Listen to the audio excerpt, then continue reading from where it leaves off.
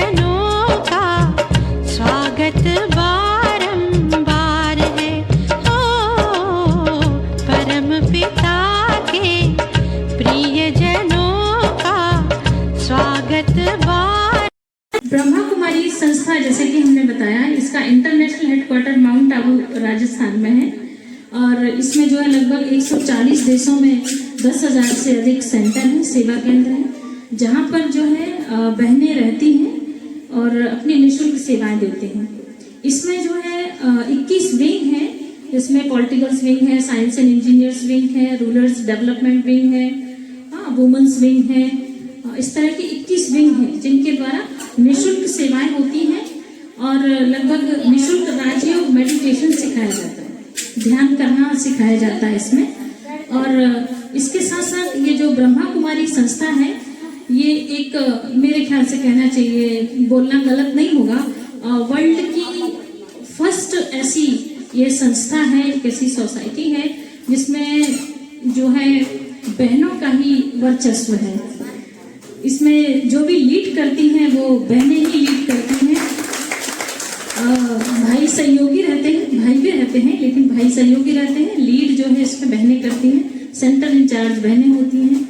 तो एक मेरे ख्याल से ये पहली ऐसी संस्था है जहाँ पर मतलब हमारी कई दादियाँ हो गई हैं, बहुत बुजुर्ग जो 9 साल की उम्र से 12 साल की उम्र से जो उन्होंने अपना घर छोड़ करके सेंटर पे रहना स्टार्ट किया। और जो है अब तो बहुत ही पुरानी दादियाँ, कुछ बहुत सारी पुरानी दादियाँ चली भी गई हैं, लगभग अपनी शतायु पूरी करते हुए दादियों ने अपना शरीर छोड़ा है। और ये सिर्फ निःशुल्क जो है समाज सेवा के लिए टोटल समर्पित होती हैं।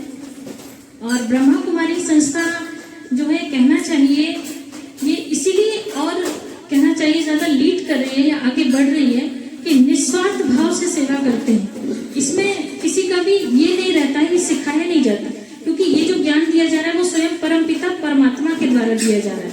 तो परमपिता परमात्मा द्वारा ये नहीं सिखाया जाता है कि आपको कोई स्वार्थ रहेगा तब आप सेवा करेंगे।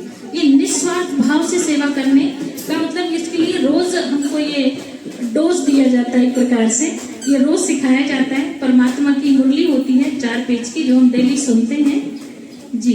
तो वो जो ज्ञान है, मॉरल वैल्यूज जो है, वो सिर्फ बोलने के लिए नहीं है, वो आपने अपने अंदर कितनी उतारी है ये चीज वो सिखाई जाती है, आपने अपने जीवन में कितना लेकर के आए हैं। तो सबसे पहले जैसे कि मैं कहती रहती हूँ हमेशा कि ये जो चीज होती है ये बड़ी खतरनाक चीज होती है।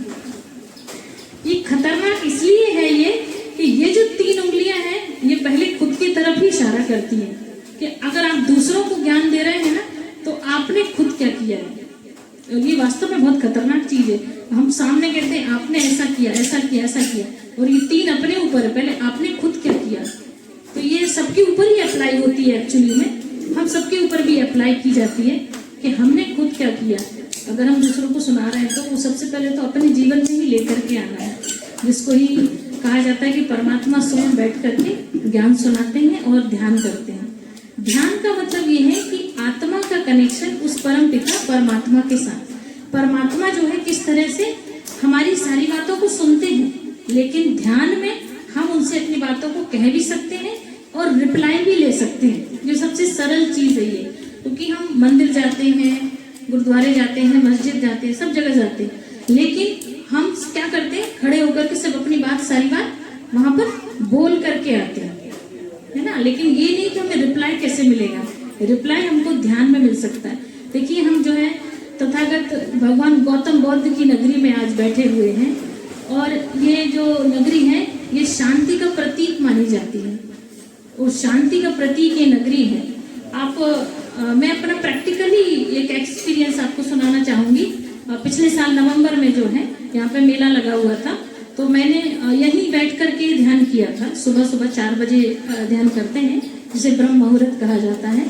तो मैंने उस चीज को रियली में ही बहुत डीप एनालिसिस किया उस चीज को, कि जो तथागत गौतम बुद्ध ने जिस शांति को प्राप्त किया था और जो उन्हें मिली थी, जिस कारण से ये सांची नाम रखा गया, वो रियलाइजेशन अपने आप में ही पूरा संपूर्ण है। आपको फिर उसके अलावा जो है किसी और चीज की आवश्यकता महसूस ही नहीं होगी। वो मैंने खुद ही सुबह 4 बजे यहाँ पर महसूस की थी। और मैं ये देखती हूँ, ये सांची है सच में बहुत शांत प्रिय जगह है। यहाँ मतलब इतने साल हो गए मुझे, मैं पास में विदिशा में ही रहती हूँ, लेकिन यहाँ मैंने कभी ऐसी लड़ाई झगड़े ज़्यादा नहीं सुने। यहाँ पर कोई बहुत किसी प्रकार की लड़ाई वगैरह हो रही है यहाँ पर। और यहाँ पर ऐसा नहीं है सिर्फ हिंदू अकेले रहते हैं, हमारे मुसलमान भाई भी रहते हैं। तो यहाँ किसी प्रकार की इस तरह की नहीं देखी जाती है। तो इस जगह से ये जगह बहुत अच्छी है। उसमें से ये सोने पे सुहागा है, ये ब्रह्मा कुमारी सेंटर भी है और ब्रह्मा कुमारी सेंटर भी शांति के लिए माना जाता है। तो ये दोनों चीज़ें बहुत अच्छी हैं। और इसके बारे में मैं बहन जी से रिक्वेस्ट करूंगी कि अगर माउंट आबू आप चलें तो बहुत अच्छा रहेगा। हमारे दोनों भाई जी जो है माउंट आबू घूम करके आए हैं जी। एक बार थोड़ा सा 2-3 दिन का टाइम निकाल करके ज़रूर विजिट करें।